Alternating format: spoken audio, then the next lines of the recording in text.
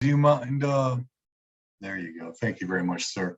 I'll call the meeting of the Economic Community Development Committee of the Common Council to order at 7:02 p.m. And we will do a roll call. Mr. Hubelman is with us, Mr. Livingston, Mrs. Smith, and I just saw Darlene a second ago. Did we lose Darlene? I'm here. Oh, there you go. And Ms. Young is also present, and myself, John Kites. And then we'll move on to public participation. Do we have anyone that would like to speak? Do we have anyone? If so, can you please raise your hand? Oh, and just joining us now is committee member, Mr. Meek. How are you, Brian? So we do not have anyone to speak, is that correct? That's correct. Currently, no public attendance. Okay. We will close public participation, move on to administration. That's the approval of the minutes of September 1st, 2022. Would someone like to move those? Thank you, Mr. Livingston. Any corrections, omissions, deletions before I call for the vote? Seeing none, all in favor, please raise your hand and signify yes. Aye. Unanimous, great. Okay, and now going on to new business, item 2A, Economic Community Development, General Updates. And number 1, we have the MLK Corridor Project update. Jessica, I believe you're going to provide us with this update. Absolutely. So we've been working on not only the MLK Corridor Initiative at getting those projects out the door, but also the ARPA projects as well. And so the way that I organized the updates for this evening is to talk a little bit about transportation, green space, environmental, talk a little bit about some of the efforts that we're doing in neighborhood safety and beautification. So if it's okay with everyone, can I give you the ARPA and MLK updates just under those headings? Is that all right for everyone? With me, any objections? No, sounds good, Jess. Thanks. So we're really excited. We're going to we have launched already the Wall Street Phase 2 and Phase 3 project, which includes a taste of Wall Street in August that was held to be able to welcome the public and giving us input on redesigning the Wall Street neighborhood. And that includes looking at Wall Street between Belden and Brook. It includes looking at River, Burnell between Belden and Maine, and reconfiguring the intersection at Belden and Wall. And so it was $250,000 that you had approved for design and the Common Council had approved for design. And we're really looking forward to working with the library at the Belden Main Library to be able to host a second public input and charrette in November. And so we're going to be announcing that. So I wanted to be able to give you a highlight of that and let you know that the date is yet to come. We also have an update on Complete Streets. We were able to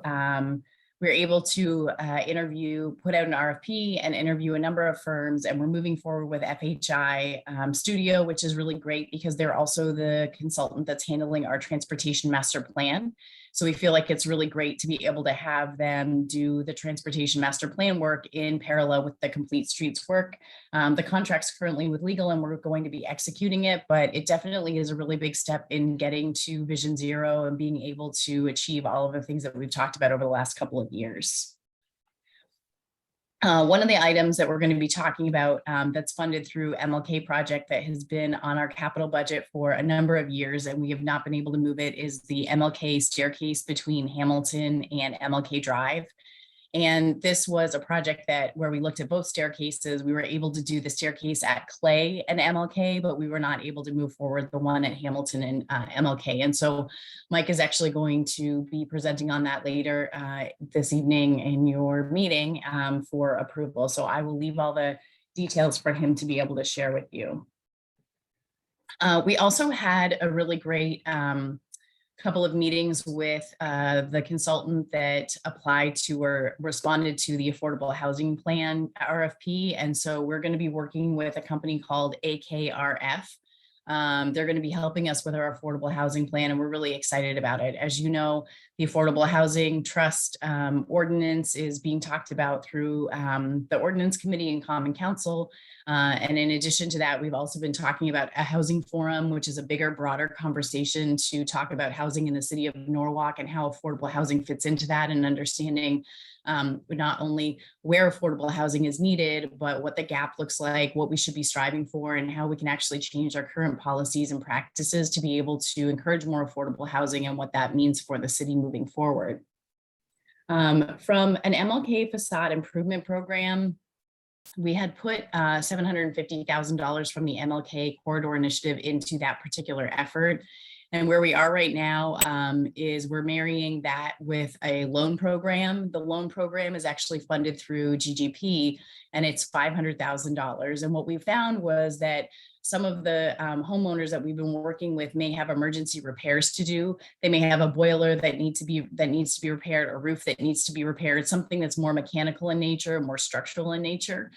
So we were able to take the $500,000 from GGP, and what we're doing with the redevelopment agency is we put out an RFQ, and we'll be interviewing different contractors and tradespeople to be able to have a short list of teams that can do work for us. And in that sense, we're able to then roll out the facade improvement program and also roll out the loan program, which will help us to support low-income families to be able to make improvements to their home. And we're really excited about that. We have guidelines and standards that we have published for prior rounds of this for the facade program, not the loan program. So we have a starting point here, but we need to meet internally to be able to strengthen up those standards and guidelines. And we are looking to launch both of those programs early in the new year to be able to have as many families apply to that money and receive that money as possible. We're really excited about it. I don't think that it's something that we've done in the city before. And so it'll be interesting to see how those programs are used. Part of what we're doing for MLK is it's a reimbursement program from the state. So we have the contract in place and we have all the pieces in place. And much like ARPA, it requires reporting. And so what we've been doing with the MLK project in particular, because there are so many different pieces, is working with the construction manager at the state to be able to make sure that that construction manager approves each of the projects and guidelines and standards and the way in which we're procuring the services, so that way we are able to ensure that when we submit the documentation, that reimbursement is going to come through. And so we've been working to make sure that that's happening. We've also been working, I think you probably saw some tree planting that's been going on in the last number of weeks and some announcements there. And so we've been really excited to be able to push forward with that. Not only have we been doing a number of different tree planting exercises, and including 16 brand new trees on the MLK boulevards between Washington and Low Street, but we've also been able to interview a couple of companies for the Canopy and tree inventory assessment.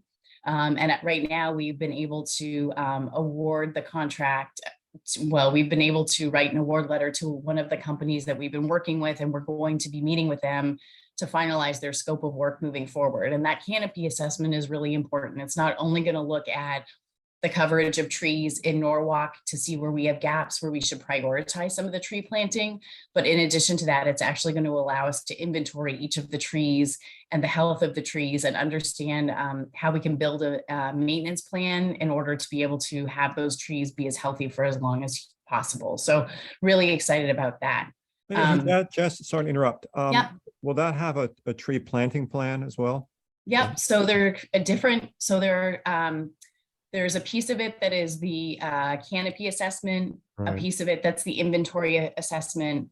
There's a maintenance plan, and then there's also a planting plan. So all four of those pieces will be part of that contract, which is great in the sense of being able to say, where should we plant the trees? And then how do we plant the right species in the right places? And then how do we maintain them in the right way? So it'd be great. Right. Thanks. Yep. And I think if you didn't see, we just had announced planting 54 trees along Wilton Avenue, which was great. And, nice to see that they were planted in the amenity zone, trying to really use that as a model moving forward. And in addition to that, 55%, more than 55% of the trees were native species. We were able to plant some ornamental trees on the western side where the utilities were overhead to be able to keep the trees a little bit lower. And then on the eastern side, be able to plant the trees that are a little bit higher. So we're trying to use an approach that's called right tree for the right space, or right place, which is basically being able to understand what tree will thrive in a particular location and be able to move forward in that. And I think the plan will be able to help us do a little bit more of that as well, which I think will be great.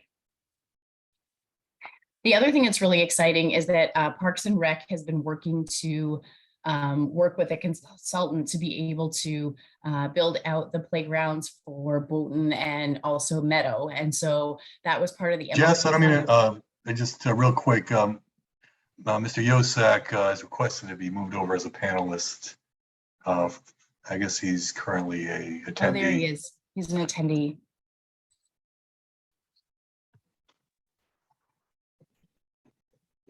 There we go. There he is.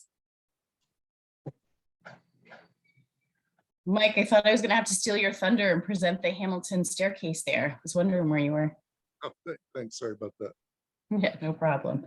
So we're looking at the two, Parks and Rec were able to secure a large amount of funding and in a really great way focus on playgrounds and parks. And it's just so important to be able to think about that. And with the MLK Corridor project, we were able to supplement a small piece of funding, $300,000 to look at the Bolton playground, which had two playgrounds. One was replaced in 2016. The second playground has not been replaced. And so this money will help to replace that second playground. And in addition to that, we're working really closely with Parks and Rec to look at the Meadow playground. And I think that that is going to be absolutely fantastic. If you've driven by it, sort of what you end up seeing is a lot of tarmac and not really a lot of green space over there. So we've been really trying to focus on how to plant trees and how to be able to really green up that area. The one thing that I actually failed to mention, because I get excited when we're talking about all these things, is that we actually, when we're thinking about trees in South Norwalk, we have $250,000 to dedicate there. One of the things that we're going to be doing is actually getting together with the MLK Corridor Initiative Group and District B to be able to pull out a map and identify where the trees should be planted and try to develop a plan that is with the community and being able to do that. So I'm really excited to be able to meet with them and Paul Sotnick to be able to figure out what that plan is going to look like. And I know that it was a huge conversation as part of the MLK Corridor group. So I'm sure that they'll be happy to be able to weigh in on exactly where those locations are. And one of the things that we're focusing on there is not to focus the tree planting in and around the current development or the newer development that's happened, but to actually plant the trees deeper into the community on the residential streets where we know that the residents will be very appreciative of that work. And I think just as an update for safety and beautification projects, because I know it's come up in this meeting before on what we're doing as far as being able to use the cameras to be able to find people who are dumping and littering.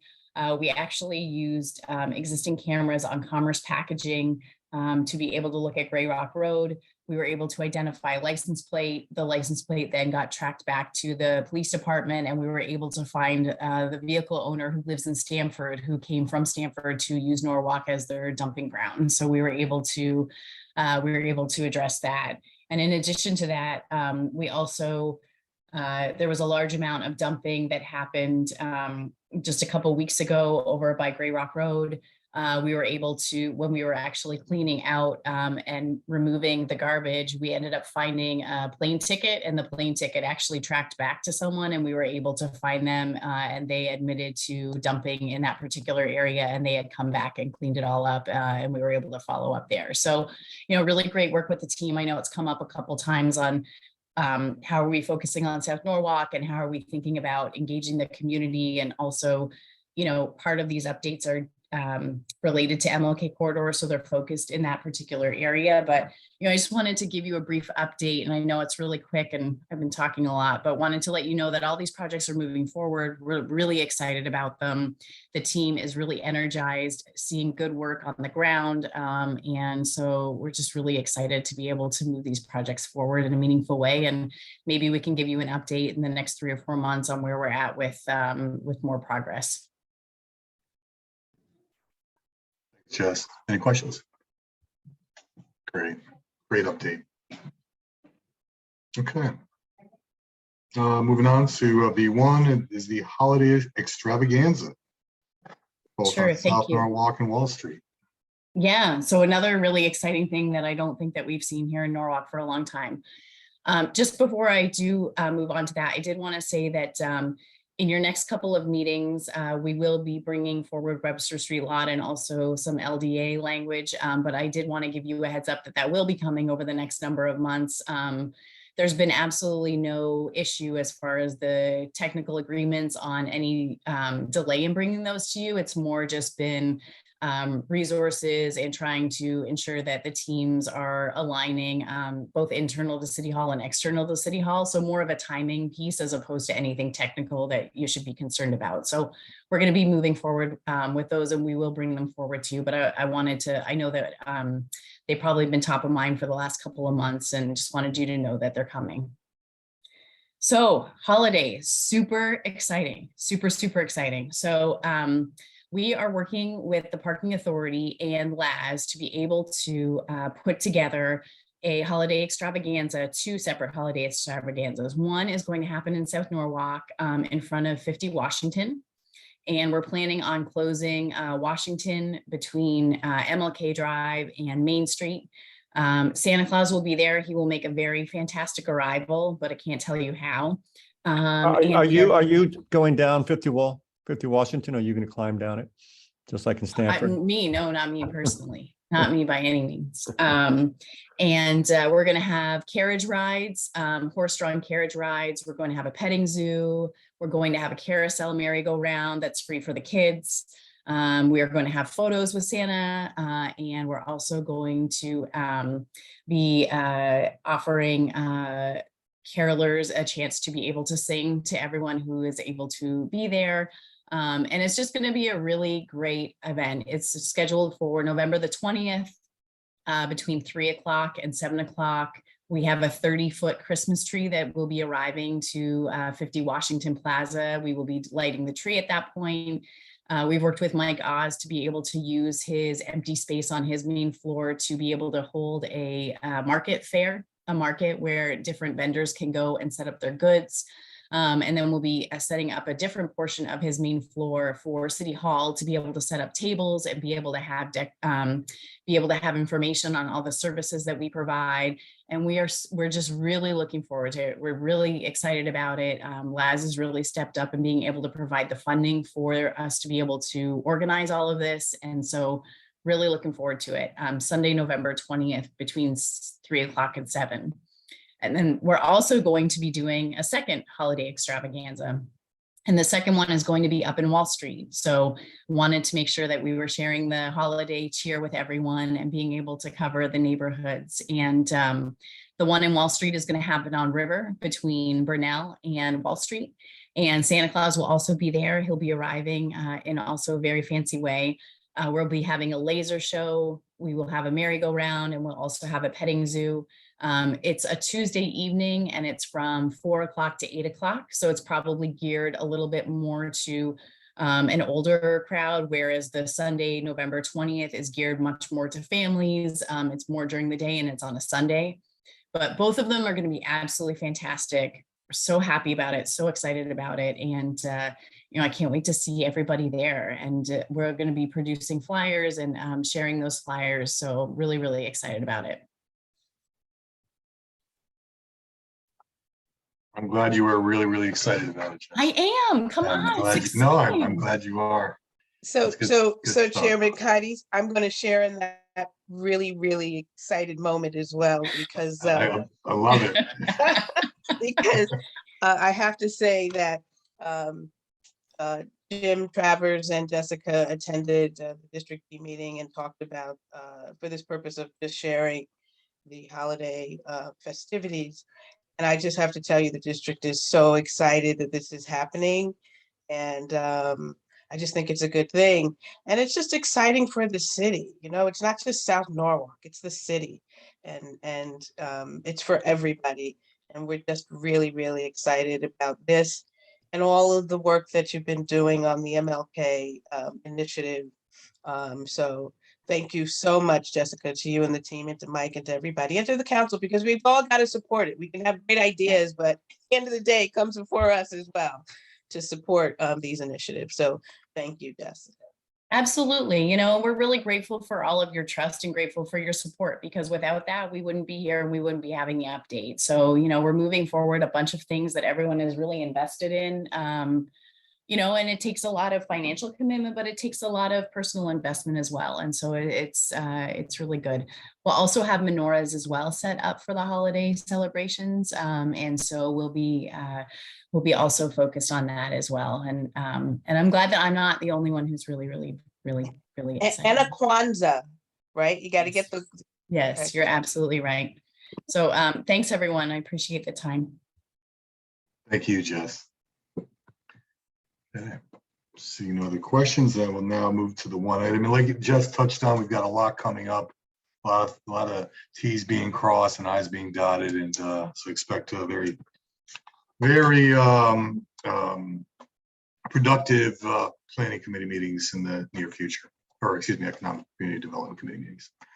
Okay, moving on to item B2, authorize the Mayor Harry W. Rilling to enter into an agreement with CDM Smith, Inc. for contract document modifications and construction administration services for the Hamilton Avenue pedestrian access enhancement project for an amount not to exceed $59,000. Would someone like to move this? Thank you, Ms. Smith. So, Mr. Yosak, will you be speaking to this item? Yes, Chairman, thank you. Thank you. Years ago, well, about 5 years ago, we did the Bates Street staircase, and at the same time, we did the Hamilton Street staircase on Martin Luther King Drive. The bids came in more than we had money available for it, so we had to, you know, basically put the project on the shelf until we could be able to find funding. So we have found funding now under the Martin Luther King monies, and we would like to move forward with that design, because most of the plans have been done up to date, but things have changed a little bit since those plans were developed. So we need the consultant to go back and update the plans and then advertise it for bids and the construction management. So that's a proposal you see before you that covers the updating of the drawings and some of the construction inspection work during construction of the project. I'll let you know that this was a sole source because these consultants were the ones that designed it. So to bring another consultant on board now would it doesn't they would have to re-review the drawings, and it would be much more expensive than what this proposal is for.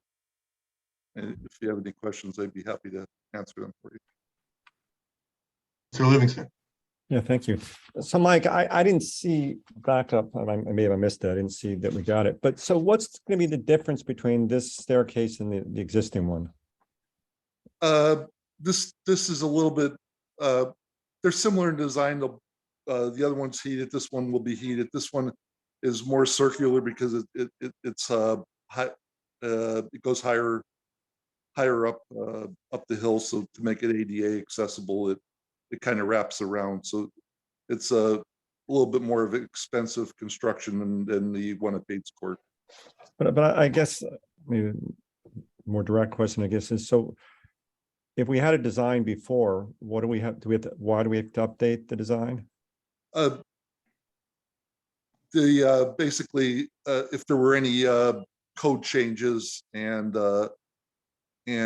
with the heating equipment and everything like that, that there may be newer models and you know, more efficient models. So that's basically what they're looking at. It just seems like, okay. $59,000 if they're just looking at that, but. Well, it's not just for that, it's also for the construction inspection and services as well. That's, I mean, ongoing services. I know, yes. Okay, thanks. Anyone else? Okay, see the questions that were now called. I'm sorry. Oh, Mr. Oh, there you go. Sorry, I think this happened in the past. What's the budget? What's the budget itself for the staircase? It's 700,000. Okay. Thanks. Anyone else? Okay, Mrs. Smith. Yeah, I'm just curious, is there artwork planned for in the future for this staircase? Like the other, which was so wonderful?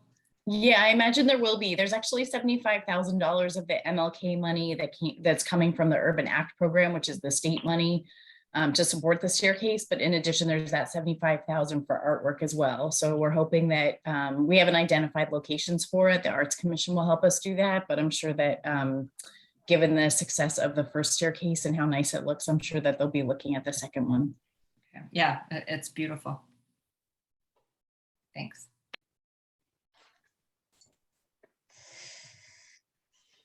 Okay, seeing no other questions, I will now call for the vote. All in favor, please raise your hand and signify yes. Ms. Young is also yes, unanimous. Great. Thank you, Ms. Yosak. Thank you, Jess. Thank you. Okay, well, that brings us to the end. I hope glad I could get you out of here early, Darlene. And you. if there's nothing else, I will now call for a motion to adjourn. All in favor? Thank you, Ms. Smith. All in favor? There you go. All right, everyone, have a great night. Good Thanks, night. everyone. Good night. Yeah.